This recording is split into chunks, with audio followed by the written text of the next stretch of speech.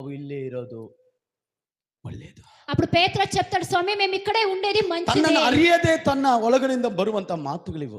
అతను తెలుసుకునే రాకున్నట్లయిన ದೇವರ మాటలేవి. ಚಿತ್ತ ತಿಳಿದು ಕೂಡ ಅವನು ಗೊತ್ತು. ದೇವರು ಹೇಳ್ತಾರೆ, ನಾನು ನನ್ನಗೋಸ್ಕರ ಎಷ್ಟೋ ಜನರು ಕಾಯ್ತಾ ಇದ್ದಾರೆ. నాకోస్కరం అనేక జనులు కాస్తా ఉండారు. ಅಮ್ಮ ಸ್ತ್ರೀಯರೇ, ಮುಸ್ರೆ ತೊಳಿ ಸ್ತ್ರೀಯರೇ, సామాన్లు కడిగే స్త్రీలారా, ಅಪ್ಪ ಮೀಸೆಕಿರುವ ಗಂಡಸರೇ,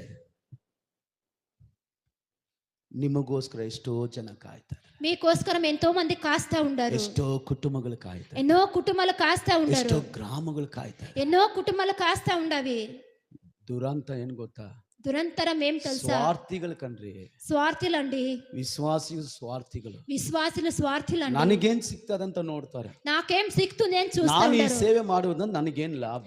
ఈ సేవ చేస్తే నాకేం ನಾನು లాభము? ಸೇವಕರ ಜೊತೆ ಹೋಗೋದು ನನಗೇನ್ ಲಾಭ? సేవకుల జతల పోతే ನಾನು నాకేం ಕಾಣಿಕೆ లాభము? ಕೊಟ್ಟರೆ ನನಗೇನ್ ಲಾಭ? కాಣಿక ఇస్తే